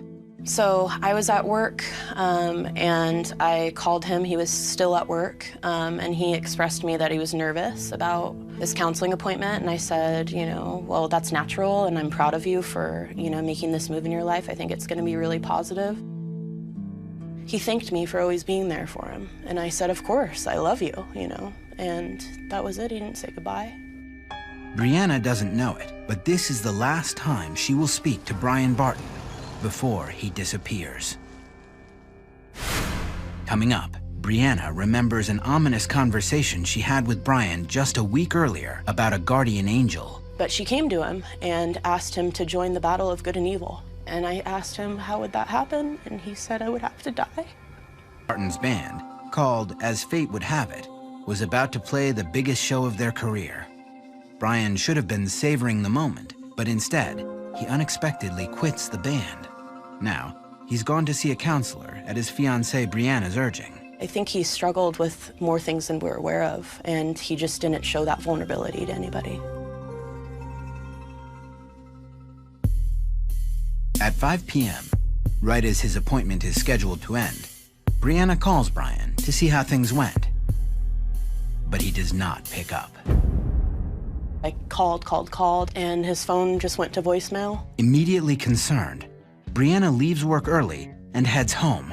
And I saw his truck was there, and I was like, oh good, he is home, you know. He is home. But when Brianna goes inside the apartment, Brian is nowhere to be found. And so I'm calling people, you know, I'm not highly concerned at this point until like an hour or two has passed. And that's when I was like, okay, well, his truck's out there. And I went and I opened up the truck, and that's where I saw his keys and his cell phone shut off. It was as if he was sitting in his truck and just sat it down. Growing increasingly distressed, Brianna searches the rest of the apartment for any other sign of Brian. But then I went upstairs and saw his clothes there, and those were his regular work clothes, and his wallet was in there. When Brianna checks Brian's wallet, she is shocked by what she finds. Over $800 in cash. This isn't normal for him. He doesn't leave his money behind. He doesn't leave his life behind like this. Something's going on.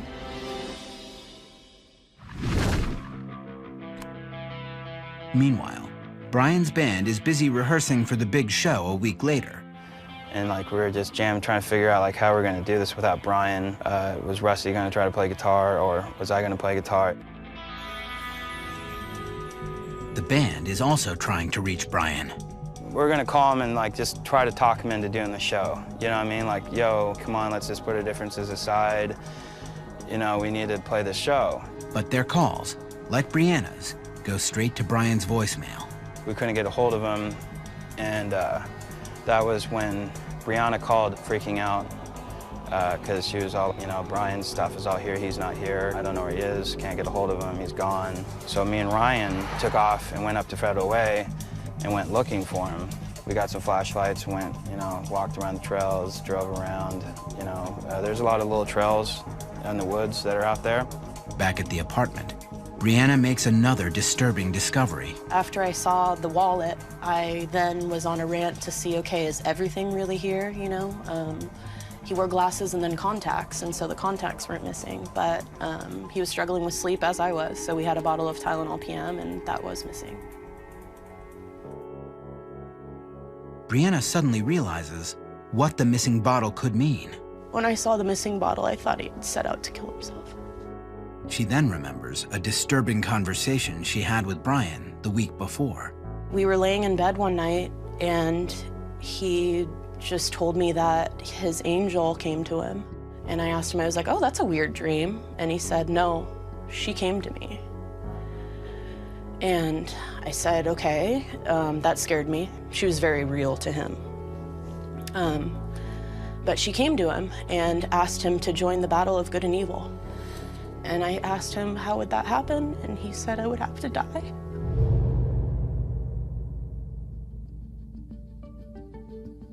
Brianna has not spoken to Brian since before his 4 o'clock counseling appointment. And now she fears he may have taken his own life. She calls her mother in a panic. She didn't understand. I mean, it was confusing. She said, I think you need to call the police. And the police initially, they didn't want to file it as a missing persons, and that wasn't even what I was wanting. You know, it's like, I just need someone to be aware that something's going on. And while Brianna talks to the police, Dylan and Ryan continue to comb the woods. But they don't find Brian. So we did that for the whole night, and then we went back to their apartment and stayed there for a night.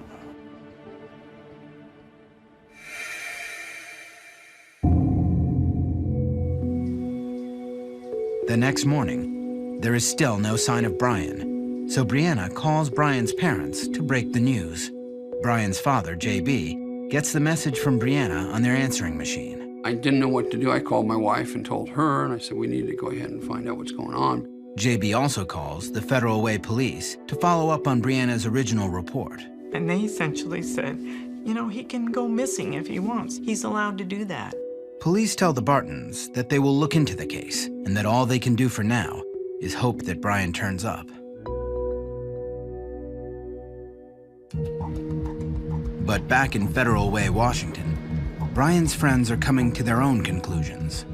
Rusty, the singer of the band, gets an unexpected call from Ryan, the other guitar player, who lived with Brian and Brianna. And he's like, well, I've been out here all night looking for him, and can't find him, and he left all of his stuff here. I think he's dead. Rusty immediately questions Ryan's assumption. My first thought is like, why would you automatically assume he was dead? You could have just gotten angry and, you know, spent the night at a motel or just slept under a rock or something. Brianna, too, is hoping that Brian has simply walked away. She can even imagine what he might be thinking. It's like, okay, I'm just gonna get up and go. You know, maybe this life that I started to form here isn't what I wanted, and I'm just gonna create a new one. But as the weekend passes by with no word from Brian, it's harder and harder to believe there is a reasonable explanation for his disappearance. We did pretty much everything we could that weekend to try to find him. I realized something was wrong when Sunday rolled around and I still hadn't heard anything.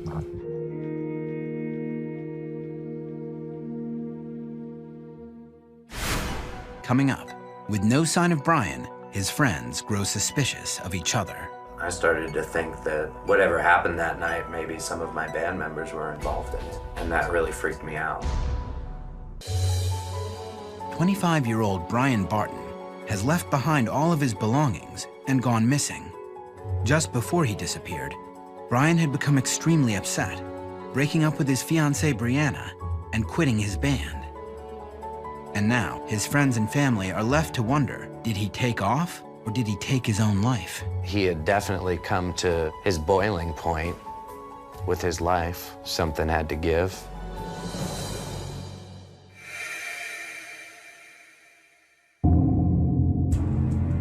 Brian has been missing for 4 days. Police support officer Darlene Deo is the first investigator to screen the case, and right away, she takes note of the length of time Brian had been missing before Brianna reported it to police. Normally, a person would be missing for 8, 10, 12, 24 hours. Then someone would report them missing, especially an adult. But in this case, Brianna reported Brian missing after just a few hours. This unusual aspect of the report catches Officer Deo's attention. A flag went off in my head, and I thought, something's wrong here.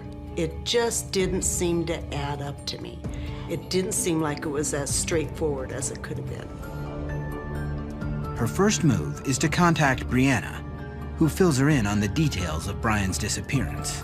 In Brian Barton's case, there were some really unique circumstances that appeared right off the bat. He left all of his possessions behind. He had cashed his paycheck, his wallet was full of money. Everything that he had was left at the apartment.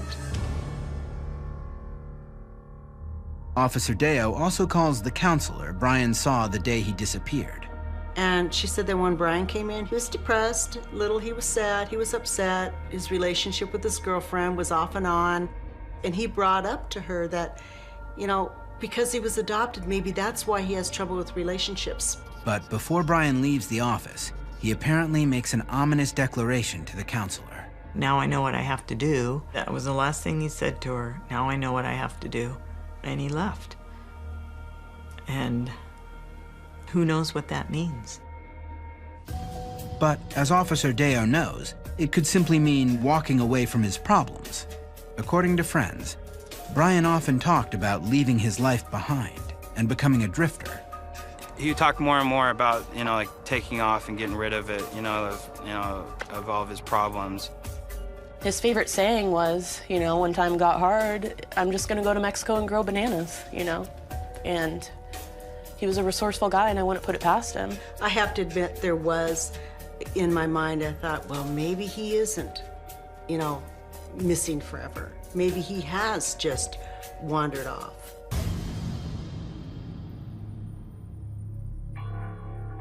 And it wasn't just the pressures of the band and his relationship with Brianna that have been weighing on Brian. Even before the visit to the counselor, Brian had been bringing up the fact that he was adopted and that one day he would try to meet his biological mother, who lived in Florida.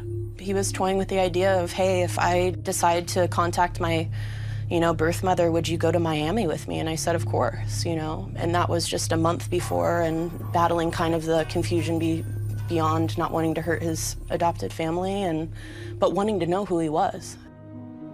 Officer Deo must consider the possibility that Brian left everything behind to seek out his birth mother. But the idea that Brian just walked away seems far-fetched to some of his friends and family.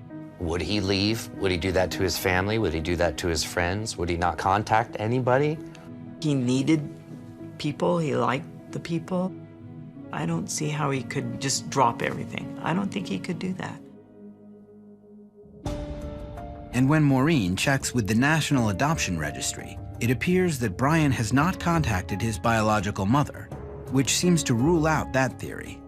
The other possibility, given Brian's strange behavior and the missing bottle of Tylenol PM, is that Brian took his own life. But according to Rusty, the singer of the band, Brian had expressed strong feelings against suicide. Brian was a firm believer that if you commit suicide, you go to hell and rot in hellfire. Brian's brother Adam also believes suicide is unlikely. You don't take your life if you have something else out there. He had his family, he had his friends down here. He had a lot. And when Officer Deo talks to Poison Control, she discovers that the amount of Tylenol PM left in the bottle was not enough to kill Brian. With no physical evidence pointing to suicide or a voluntary disappearance, Officer Deo has little to go on.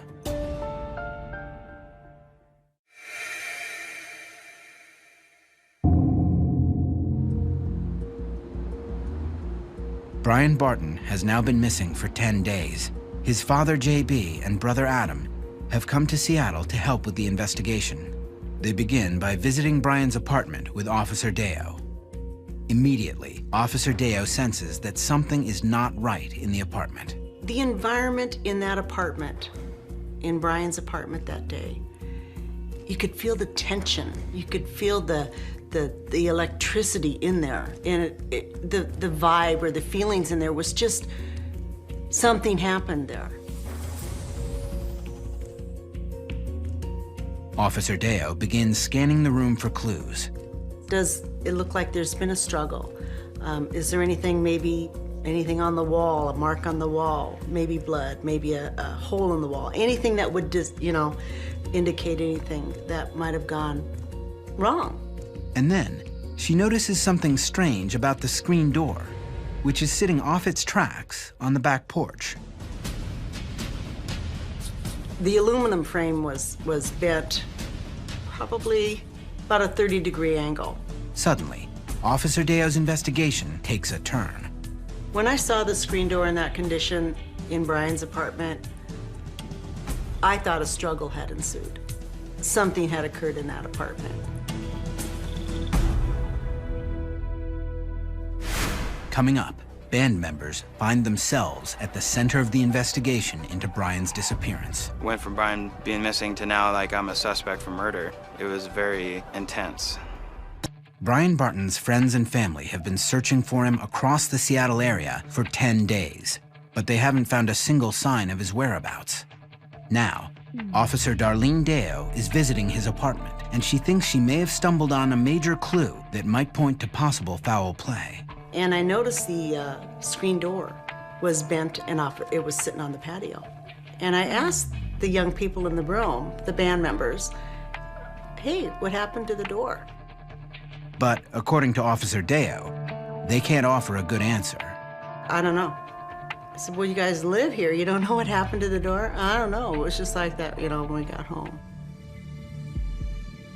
To Officer Deo, Brianna's and the bandmates' behavior is evasive and highly suspicious. They didn't look at me directly. When they did, they couldn't hold that look for very long. It seemed that they were looking at someone sideways or behind me. At that time, I didn't know who that person was. The person turns out to be Dylan Lorem, Brian's friend and the bass player of the band. Now, he was rather nice to me for the most part, but he was sort of like, when you looked at other people around him, it's sort of like he commanded an era of, you know, intimidation. I felt that the band members, each individual I was speaking to, including Brianna, were checking with this guy. The warning flags were up and they were flying high, and I knew something had happened. Officer Deo is convinced that the bandmates are hiding something. I believe that all of Brian's friends and band members collaborated their stories in an effort to ward off law enforcement, ward off any detection, because those band members, some of them, maybe all of them, know exactly what happened to Brian. They just don't want to tell us about it.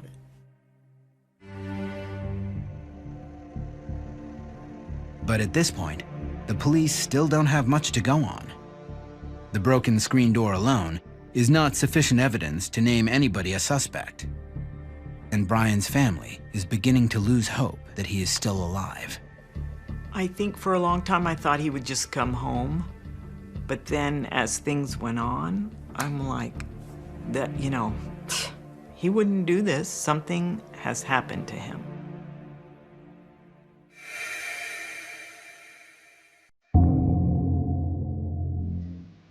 One month has now passed since Brian went missing, and there are no new leads on the case. But then, one of the band members begins to grow suspicious. I started to think that whatever happened that night, maybe some of my band members were involved in it. And that really freaked me out. Rusty's suspicions force him to make a painful decision. And that's why I quit the band. According to Rusty, the other 3 band members become angry that he quit, which leads Dylan to post an ominous picture on a friend's MySpace page. A picture that he had taken to glorify himself or send a message or whatever. The picture is of Dylan, also known as Tank, holding a shotgun pointed directly at the camera. Dylan also makes a separate post that reads, "Rusty is ending my band. Ending him is my payback." I started being afraid of my safety once I got the picture of Tank with the shotgun and all the threats. And that's when I contacted the detective. Rusty takes the picture of Dylan to the Federal Way Police Department to show Officer Deo. I mean, you could tell this kid was scared. And I asked him why he would be scared. And he said, well, I left the band. And Dylan's mad. And I thought right away, Brian left the band. Was Dylan mad then? What happened?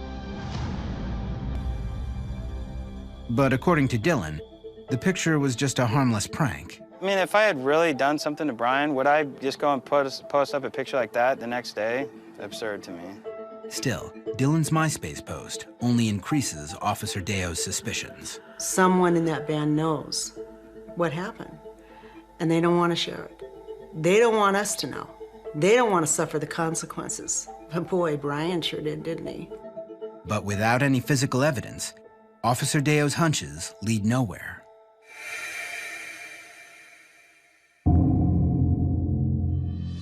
In May, the missing person case of Brian Barton is finally assigned to a detective at the Federal Way Police Department. But before Officer Deo turns over the reins, she gets a strange call from one of the band members. I believe it was Ryan. Said he was moving out, and everyone boogied out of the apartment. And as Ryan explains, he isn't the only band member with an itch to leave town. Apparently, Dylan has already moved to Los Angeles, just 2 months after his friend went missing. But according to Dylan, there's nothing suspicious about his move. I went to LA because I had an offer from a friend to do some recordings. It was no secret I was going to LA. You know, I let everybody know. I told everybody, I told all the friends, you know what I mean? But it was not like, you know, I'm trying to escape from anything. It was, you know. In fact, Dylan says he tried to call the Federal Way Police numerous times. If somebody would have said, hey, Dylan, we need to question you, I would have been all like, okay, let's go. Yeah, I wanted that, to be honest with you, because I wanted to, you know, give my side of the story. But according to Dylan, no one at the police department will talk to him, and the accusations are starting to take their toll. I started being very alienated, and, you know, like a lot of people I thought were my friends, you know, turned out not to be my friends. Went from Brian being missing to now, like, I'm a suspect for murder. It was very intense.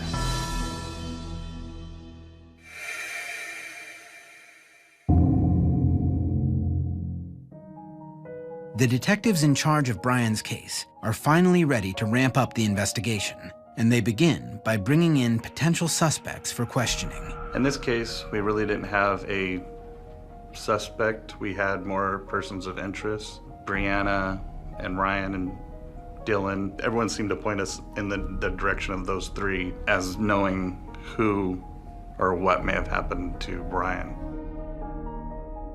It was Dylan who had argued with Brian about quitting the band and posted threatening messages to Rusty. And even though Ryan and Brianna lived in the apartment with Brian, they were unable to tell Officer Deo how the screen door was damaged. The first active step that I took is I went out and contacted his girlfriend, Brianna Duval, and asked her if she'd come down the station and do an interview. Brianna is unprepared for the visit. Came to my house and knocked on the door, and I was kind of in my pajamas and get yourself together, you're going to the police station right now. It was 5 in the morning, they came and dragged me out of bed. Detective Laird takes Brianna into a room at the police department headquarters, recording her interview on a hidden camera. I told him what I told him, and I felt like it was okay, you know. But little did I know I was like one of the suspects, you know? I mean, and with no reason. Brianna tells police again about the events leading up to March 10th. 2 days before Brian was missing, he broke up with me, quit the band, and then the day before he was missing, called his friends. Detectives also interview Brian's friends and other bandmates, except for Dylan, who is still in LA. My impression of Brianna, Ryan, and Dylan was that they all were kind of pointing fingers at each other as to what could have possibly happened to Brian. If something foul play had taken place, they felt that either Brianna had done it or Dylan and Ryan had probably done it. In fact, some of Brian's other friends seemed to point fingers at Dylan as well, if only because of his size. When the police were interviewing us, one of the questions was if anyone could have killed Brian, who could it have been? Would you feel there was anybody in your group of people that was capable of doing that? And I think the majority of the people said Dylan, based on the fact that he was a big guy. Detectives take their next step, thoroughly searching Brian, Brianna, and Ryan's apartment. So they contacted the manager at the apartment complex, and they went to the apartment and checked it out. Detectives hope it's not too late to find some relevant shred of evidence. Coming up, detectives come upon a shocking new clue. There was some kind of body that had been buried in that area. The Federal Way Police believe that 2 of Brian's bandmates, Ryan and Dylan, and Brian's fiancée, Brianna, may know more than they are saying about Brian's disappearance. And now that Ryan has vacated Brian's old apartment, detectives are able to inspect the property for any signs of foul play without a warrant. When I went to the apartment We started looking around, just looking for any kind of fresh paint or anything that would show some kind of struggle. If there was violence, if something happened in the apartment, can we find anything that can connect that? Can we connect the dots in any way?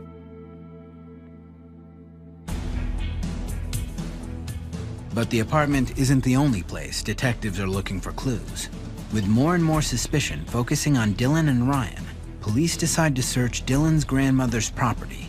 It's where the band used to practice and where Dylan and Ryan claim to have been on the night of Brian's disappearance. When I was at the apartment at the same time, Detective Wells and several other detectives were at Dylan's grandma's house just outside of Bellevue. Detectives bring cadaver dogs to the property, and they're looking for one thing: the body of Brian Barton. They had dogs, and they were going to search the property, and he would get back to me. I was like panicked. Dylan can hardly believe what's happening. I was guilty until proven innocent, you know? I mean, like, everybody had thought that I had done it. But then, a cadaver dog zeroes in on a patch of ground in the backyard. The cadaver dog had hit on a site that had been disturbed and recently dug up. And when a cadaver dog hones in on a specific spot, it usually means one thing. There was some kind of body that had been buried in that area. Meanwhile, back at the apartment on Southwest Campus Drive, Detective Laird makes another discovery: a large stain in the carpet. My initial thought on the stain is that it was possibly blood. Detective Laird and his partner conduct a quick field test. And the initial field test did come back positive for blood. But Detective Laird still needs the Washington State Crime Lab to verify the findings with a more extensive test. If these findings come back positive, they could be the linchpin of the investigation. I thought, you know, this was gonna be something that would tell us if there was some kind of foul play and give us some evidence to start understanding maybe what had happened to Brian. Detectives now wonder, did bandmates Dylan and Ryan possibly murder Brian Barton in the apartment and bury his body on the property of Dylan's grandmother in Bellevue? Or was there an altercation that resulted in an accidental death, which Dylan, Ryan, and Brianna are now covering up? For Brian's family, the answer could bring even greater despair. I mean, it's like your worst nightmare. You know, you kind of like try to think about it, and then you're like, okay, no, I'm just gonna wait till I hear from them. The news also increases the suspicions of Brian's friends. At first, I didn't think Dylan had anything to do with it, but the fact that the police were involved and had gone to his grandma's house where they practiced with cadaver dogs, it just made me wonder. The Washington State Mobile Crime Lab tests the carpet, the pad, and the concrete floor of the living room in the apartment. And all three tests come up negative. There is no trace of human blood in the stains. At that time, it was very frustrating because we weren't able to find any more evidence of any kind of struggle in the apartment. Meanwhile, police find out that the patch of disturbed earth does contain a body, but not that of Brian Barton. A family dog died, and we had buried it in the back, and obviously the cadaver dogs had found or smelled the dog out. The next day, Maureen follows up with police. I said, what'd you find? And he goes, oh no, it was a dog. I was like, okay, that's good, but then I still have no answers. With no more leads to follow, the search for Brian Barton, whether he's dead or alive, goes cold.